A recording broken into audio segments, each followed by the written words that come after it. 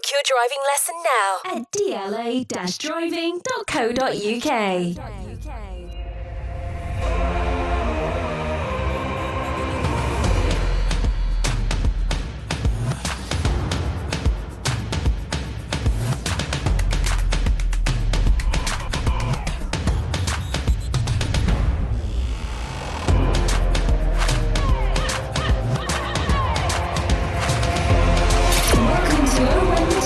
Sponsored by DLA Driving School.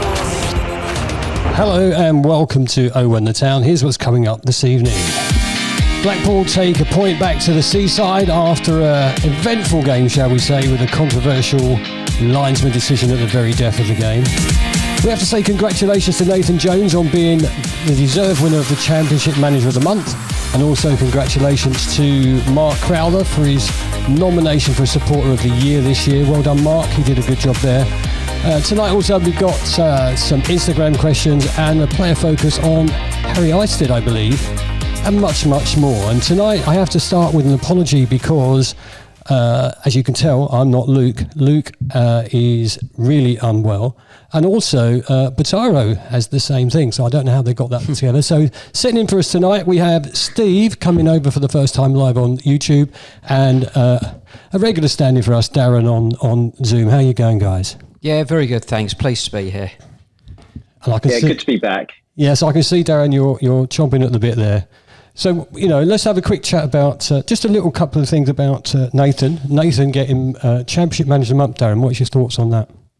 Manager of the Year season, sorry. Manager of the Year.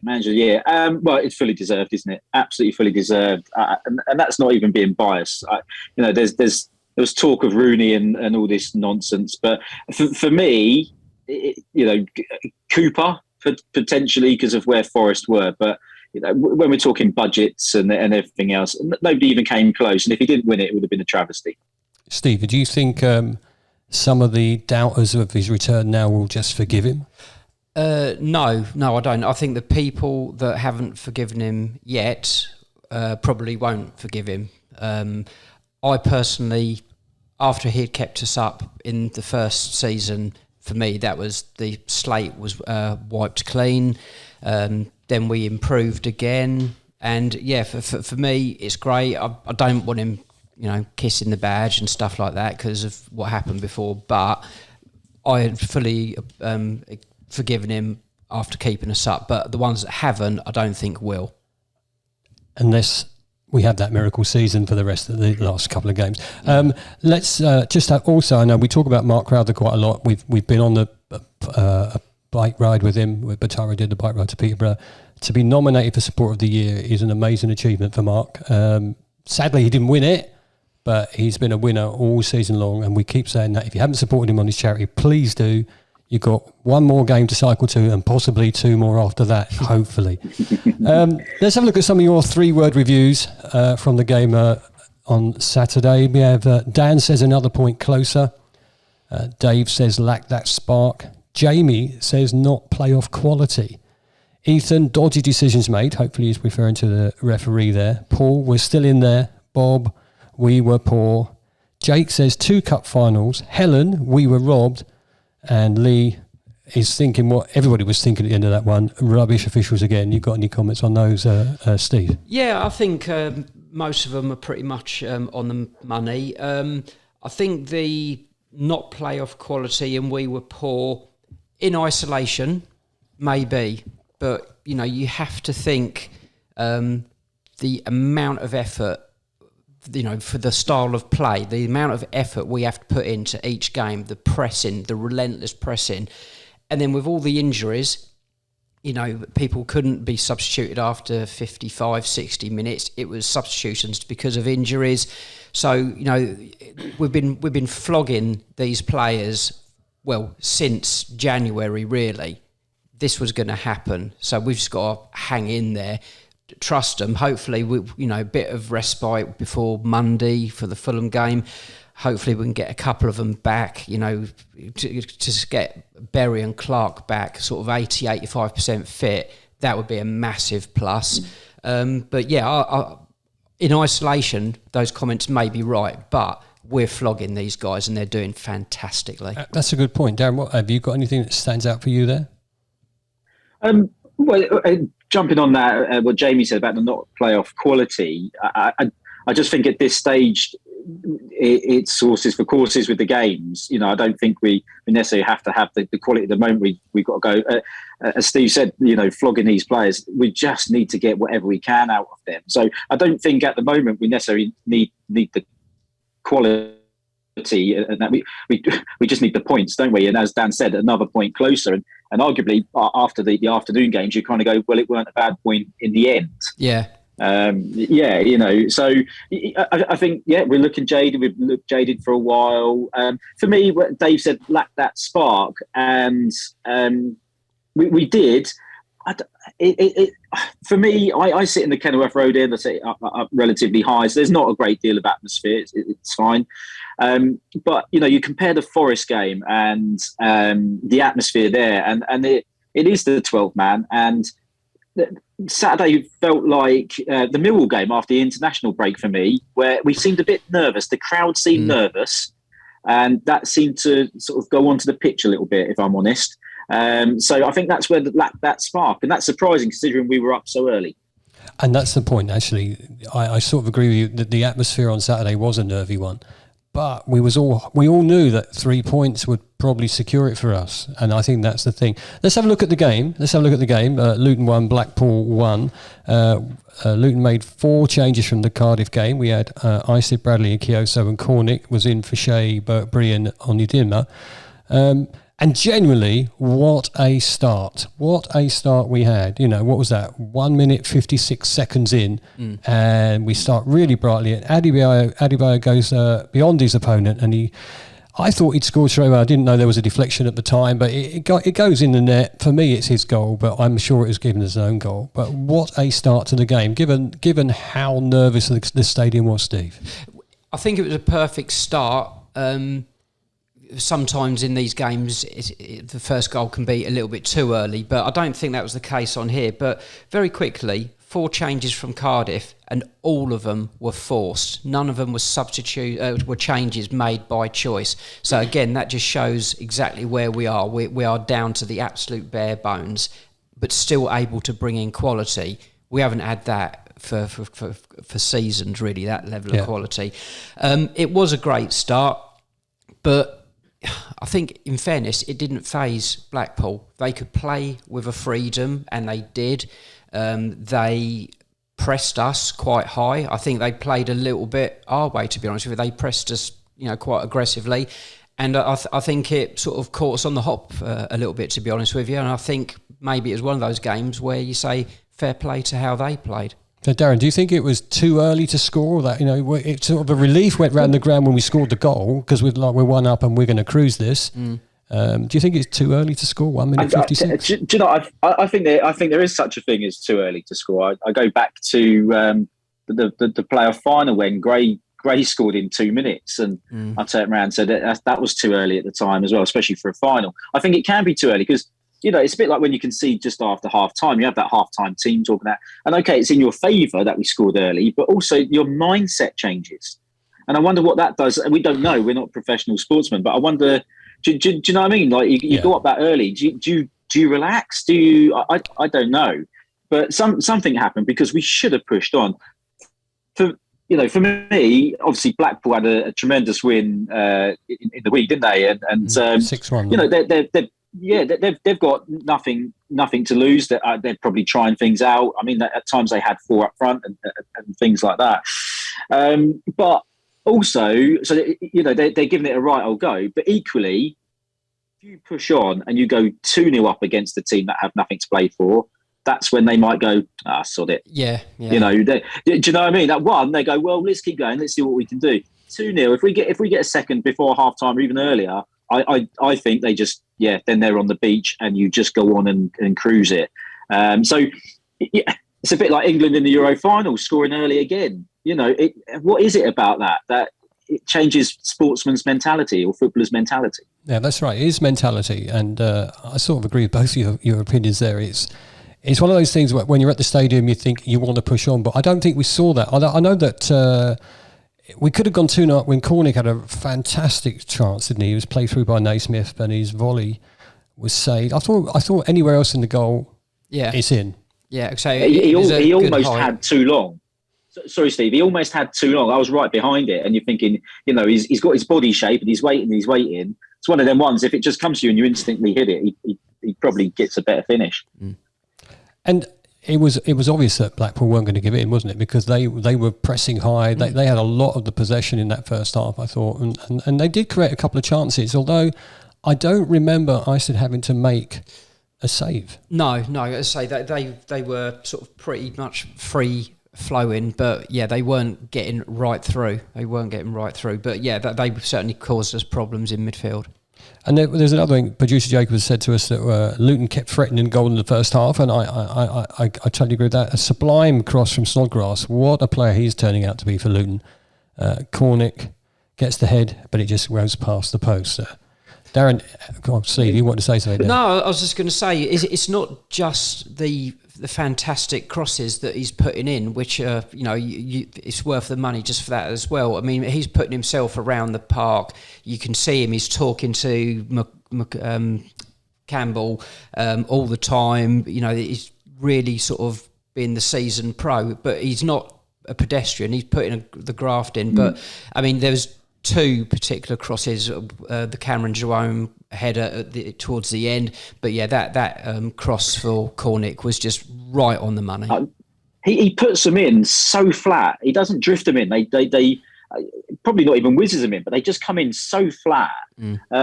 But you got to say that chance for Cornick was probably easier than the Cardiff one. Yeah.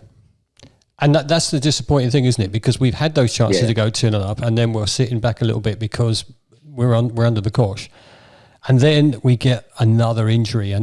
Bradley goes down just before half time. And that's another one that we're adding to the list. Darren, why do you think we're getting so many injuries? It's got to be the way we play, the intensity. I can't believe, especially not at this stage of the season, that they're flogging them in training or overstretching them in that sense. I just think it's our style of play. It's just so demanding. There's no passengers. It is so intense. Maybe it's just a bit of bad luck. Well, there is that. I don't know. I don't follow the other teams as much, so I don't know whether any other teams are going through this. I don't know. So it's hard to compare, but yeah, I think it's the style of play and maybe a touch of bad luck. Steve, do you want to say anything? Yeah, basically, I think because of the fantastic position we find ourselves in, maybe we're bringing some of these players back 1 or 2 games earlier than we would normally like to. We've always been cautious and brought them back slowly, but obviously we can't at the moment. We haven't got that time. Every game is absolutely vital. So maybe they are coming back a bit earlier than we would normally. Also, as well, Darren said about other teams. Sheffield United have got a striker out for the season. Is it McBurney? It may be. Yeah. And I saw that on Twitter, and it said they're now down to their 5th and 6th choice strikers. So it isn't just us, but we seem to be having it throughout the team. But there are other teams that are struggling as well. Yeah, it's really testing the strength of our squad, isn't it, at this stage? So we get in at 1-0. You think, okay, we can regroup, and 10 minutes into the second half, Blackpool get a penalty, and dare I say it, and I don't really want to slag this guy off because he's been great, but what a stupid challenge from Dan Potts there. If he stands up, there's no foul, we don't concede a penalty. I thought a very harsh penalty. If I look at it once or twice, I'm thinking that's quite harsh. Darren, and Steve you also, but Darren, you're at the end. Did you think it was a pen? Yeah, straight away. Because, do you know, because it looked like a penalty. I know that seems stupid, but to in real time, to the naked eye, you just looked at it and went, oh, that's a penalty. You watch the highlights back on Quest and whatever, and they're like, ooh, did he fully touch him? Did he? But you can't go sliding in like that. And Potsy's been great since he's come back, by the way. But I don't think he had a great game on Saturday. Like you say, stand him up. If he takes a pot shot from there, it's probably got more of a chance of saving it, or you might miss it, or there might be a deflection. You just 1-0 up. You don't need to dive in there. True, Steve. Beyond naive, I said at the time, and if it was like an 18, 19-year-old defender, then fine. But yeah, for someone of his experience, and as Darren said, he wasn't going anywhere. But I know he's left-footed predominantly, but he slid in with his left foot. I don't know if that was the right foot to have used anyway in the tackle, but no, beyond naive, he got done like a kipper, and unfortunately, yeah, I think it was coming as well though. But do you think this is the pressure? The pressure for the players are feeling they're starting to not make the correct decisions. Yeah, it could well be. We often see these games that the playoff games when you're a neutral, you can sort of sit down and just enjoy the chaos that these playoff games are. And obviously, building up to the playoff games, it's the same thing. You're so desperate not to make a decision or let a chance be created, you do lunge in and you do make these poor decisions. Yeah, but I think they know this. The severity of a mistake. They know the severity of not winning games. At least we didn't lose. I suppose that's the one thing. Yeah. And I do agree with you both that it may be sometimes they do make rash decisions. But that one for Potts should have said it. I was hoping that Isted would have a dream proper full debut in the Championship and save it. But, the penalty was struck real well. He didn't really have much chance with it, did he? No. It just crisp, not right into the corner by any stretch. But, yeah, he almost looked like as if Isted was looking to react to the shot rather than just gambling on it going one way. I thought after that penalty, it took us a while to wake up a bit. Do you don't think? Can't really remember, to be honest with you. No, I saw Darren nod his head there. Well, you say wake up a bit. I think just the whole game, wasn't it? We just didn't seem to wake up a bit. But yeah, it just seemed to shock us a little bit, didn't it? Shock us for a while, and the players were probably disappointed with Potsy as well. And again, down to that mentality, isn't it? Yeah. So just after the hour mark, Nathan had to make another substitution for Musgrave coming on for Bradley, and he came on and he had a tremendous chance straight away. Yeah, he did. I thought that this was one of his best performances for us. He was running aggressively with the ball. He was looking to get deep into the half. And yeah, I know there was the goal right at the end, which I'm sure we'll come to. But no, I thought he was putting himself about and contributing more than I've seen him in before.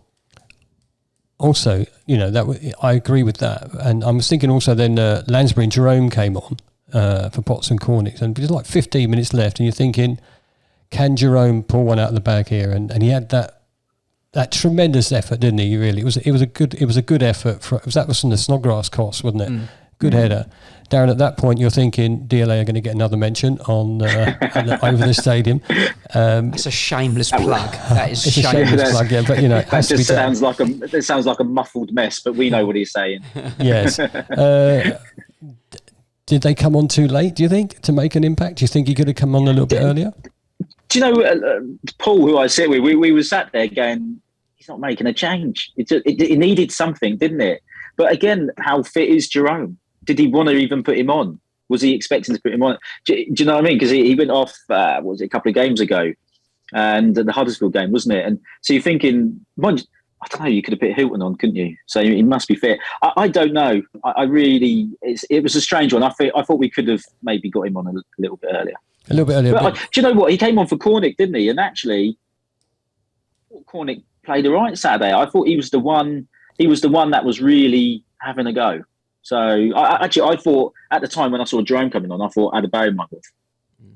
I think Jerome will be disappointed with that header because it was a fair distance wide, and I think he'll be disappointed because that is his bread and butter. And again, just another ridiculous cross. You can't defend those. All you can do is make it difficult for the attacker. And I thought he'd out-muscled the defender. And I thought that is it. That's going away. And when you look at it back, it was a fair amount wide. I think he'll be really, really disappointed with that header. Well, it could have been worse. It could have been ecstasy at the end there. Practically the last attack and kick of the game, really. When genuinely, I don't know about you guys, but I've watched this goal back several times. On the day, I saw the flag go up, but How wrong was that decision by the lino to disallow that goal? Darren? It's just... if the ref disallows it, if the ref gives us its decision, but even the lino giving it makes it even worse, I think. And when you think it was Keogh, wasn't it? So Keogh was sort of blocking his view of exactly the arms linking and stuff like that. I'm thinking, my initial, because in the corner of my eye I saw the flag go up, and I turned around to my mate and he went, "Well, he weren't offside, because that's what I thought it was going up for." And I was thinking, well, it can't be for the foul because there's nothing there. I was flabbergasted. It was a lovely cutback and a great finish from Musgrave. It was a brilliant finish, actually. I just stood there going, I still don't know what he's giving it for. I think what makes it worse is apparently, according to Nathan, that the linesman apologised afterwards. Now, how true that is, we don't know, but I'm assuming that he wouldn't say it if it wasn't true. Adebayo he just outplayed him, didn't he? He just outplayed him. It was just a complete nonsense of a decision, and he gave it so quickly. I mean, I saw it on the build up, so didn't even sort of celebrate because I knew exactly what had happened. But I saw it at the time, and I've seen it back. Adebayo just runs in a line to the ball. He was stronger than Keogh. Keogh just bounced off him. There was no foul. There was no shoulder to shoulder. There was no moving of the body or anything. He was just stronger than him, and that was it. I mean, and Musgrave, he must have been absolutely devastated because that would have rounded off a really good cameo for him, and he might have thought, at last, I'm contributing, I'm here. So he would have felt great, but it was a diabolical decision. Is there a player in the Championship that gets more fouls against him and less protection from referees than Adebayo? Literally, the guy can't do a thing. They don't give him it. Hilton had that statistic, didn't he? Sorry, I lost you. Go on, say again. Hilton had that statistic a couple of seasons ago when he was playing regularly. He was the most fouled and one of the biggest foulers as well. So when he was in his shithousery days. So, and you kind of get that because refs may go into that game knowing about Hilton, and things may go either way. Adebayo doesn't do anything wrong. I just find it absolutely astonishing how little protection he gets. There is a number of occasions where he goes down on the floor a lot and the referee just waves it away. That happens quite a lot. But what I've been looking at it, and the last 5, 6, 7 games, before the ball is about to be kicked to him, defenders pulled him, thrown him on the floor before the ref or anyone is even turning to look where the ball is going. So it's clever from that point of view, and it's something that a young striker's got to learn to deal with, maybe give himself a bit of space or something. But it is happening a lot, and because the ref doesn't see it, he thinks, he's just going down looking for a free kick, and then he's not going to be getting the decisions that he does deserve. If we look at that in a different way, and by saying the opposition are so scared of Adebayo, they're willing to foul like that. They're willing to make that decision to pull him down early. I just think we was incredibly unlucky at the end there. But all is not lost. We've had 7 points from the last 3 games. That's not a bad return. Little stat from producer Jacob. Thank you for these. Unbeaten in the league against Blackpool since 2003. So and also Sunday, 34 years since we won the Little Woods Cup. So it's not all that bad, is it? Yeah. I'd like to move on, if I may. I mean, we know what's coming up. We know what we have to do. We only need to win one. And by the next time we play, if we look at the table as it is now, the result again this evening for Blackburn wasn't in our favour really.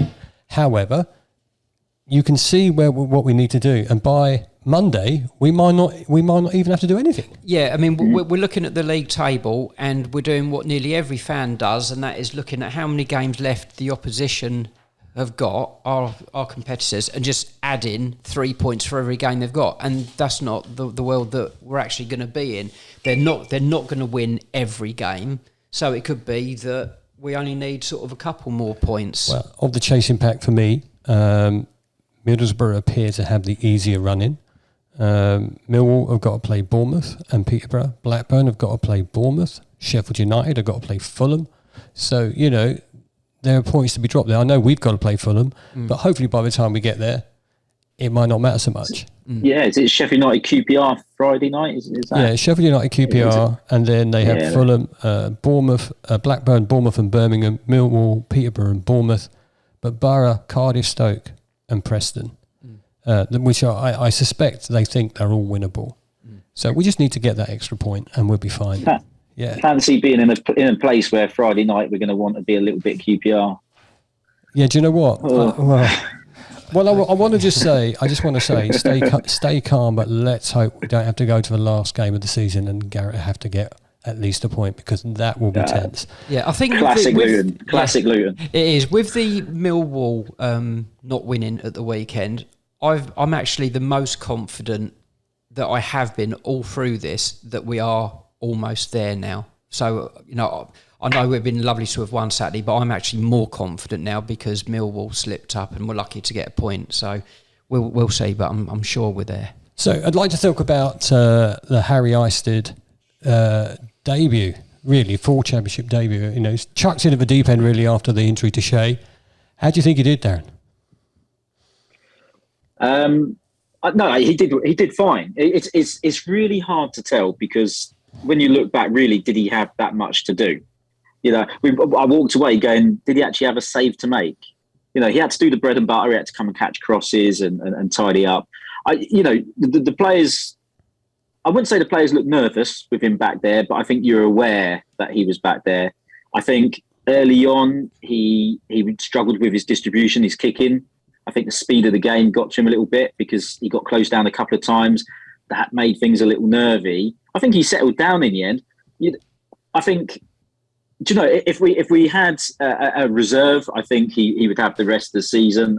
It's much talked about. It's the backup goalie is the issue, not necessarily Isted being in goal. Look, he did what he had to do. Chances of keeper saving the penalty are slim. So yeah, it was fine. I'm going to put it down as fine. But he didn't have a great deal to do. That's a nice way of describing it. I feel when you bring in a keeper of his age and his experience, it's always going to be a bit of an issue.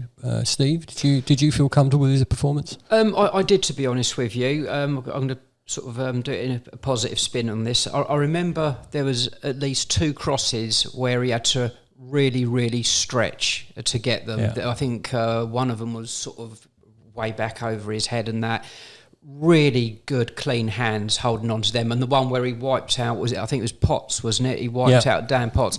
I mean, obviously not ideal, but that was obviously a big collision, ball didn't spill and that. So I think he's really athletic, and I think crosses and that really, really good. There is obviously a familiarity thing. I think the defenders were maybe a bit nervous or wary, like Darren was saying, only because of that lack of familiarity. Shea's been there with the defenders for seasons now. They just know instinctively what each other are going to do. And there's nothing you can do about that. I thought his kicking did deteriorate during the game, and Darren touched on it as well. The speed of the game, I think that caught him out a little bit, because there was a couple of times where clearances were blocked slightly. So, yeah, but again, every other player that's been out for ages, it takes them 3 or 4 games to get back up to speed. We can't expect him to be up to speed, but it's just such a key position.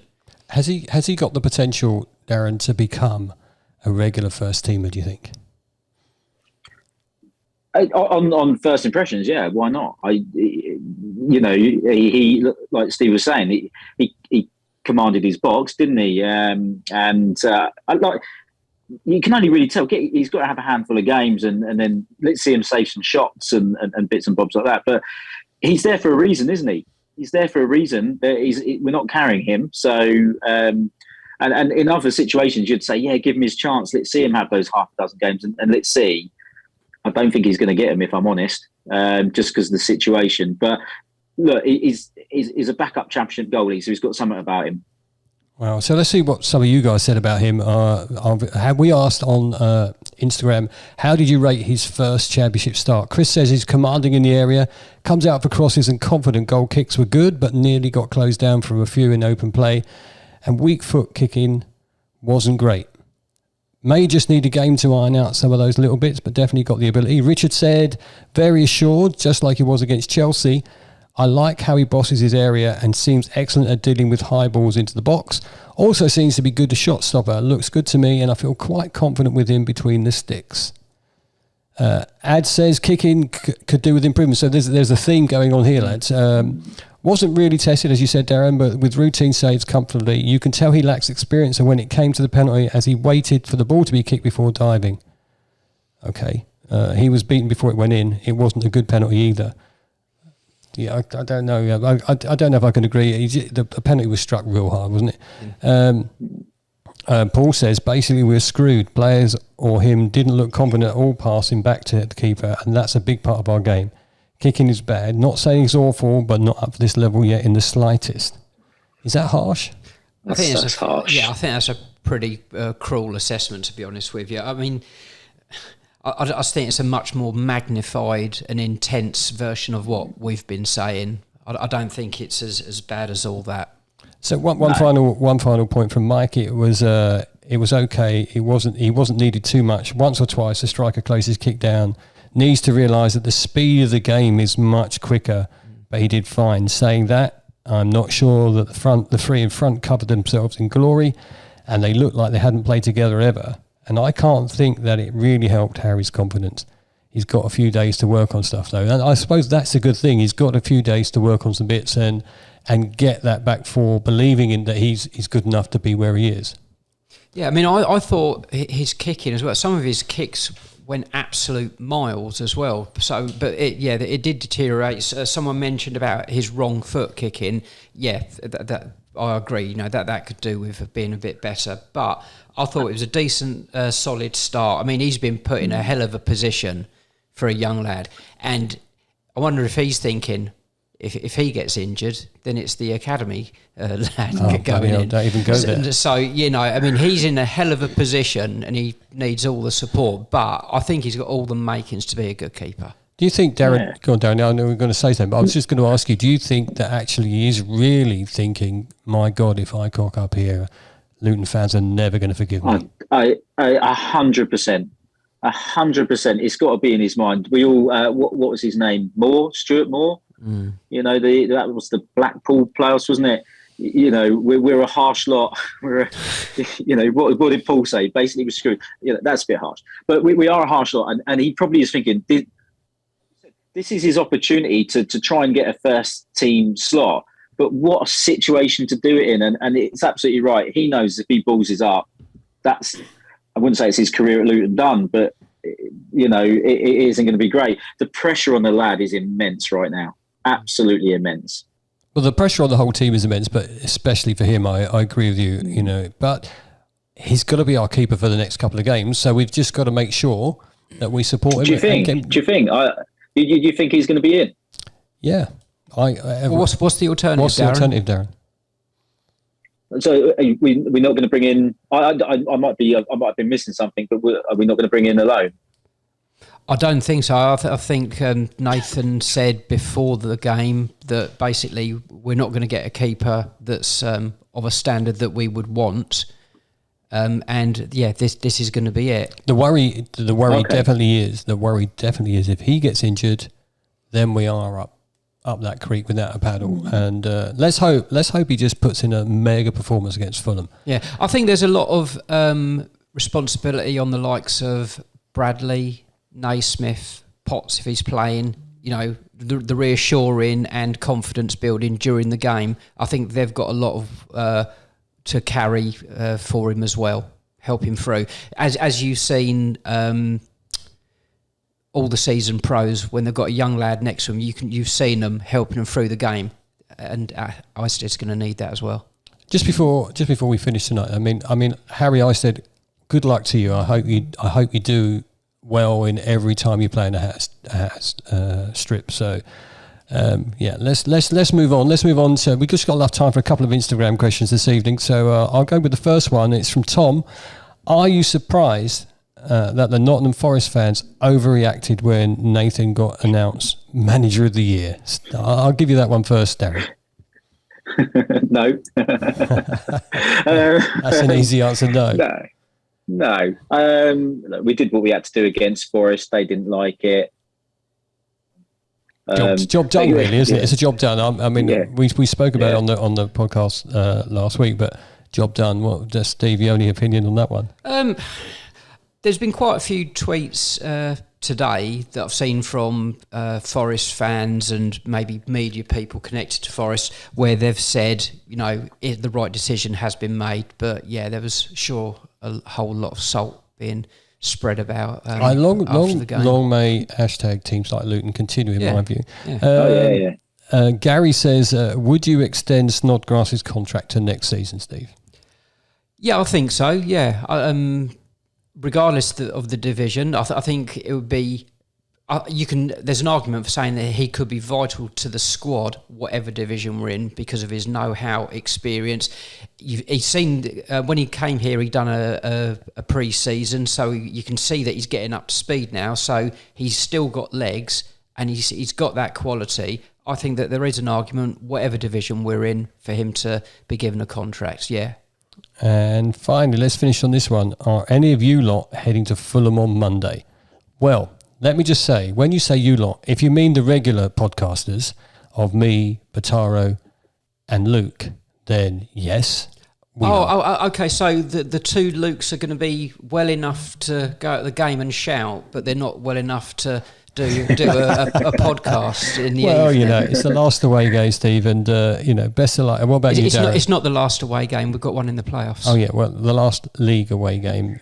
Okay, Darren, you going? Well, my missus had the audacity to book a girls' one in Marbella, so I'm on daddy duties. So I thought you say you're going to girls. I generally thought you were going to some go on the girls' one in Marbella.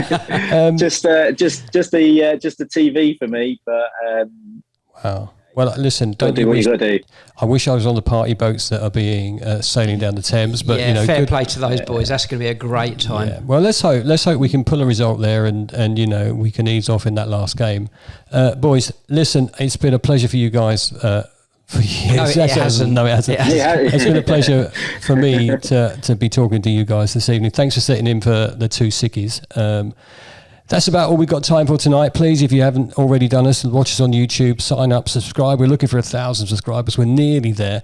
You can get this on Spotify and iTunes and all that. And hopefully we'll see you all again crikey, actually, thinking about it, we'll be in Fulham next Monday. So we'll be recording later than normal. And hopefully we'll be really happy. Take good care and come on, you Hatters.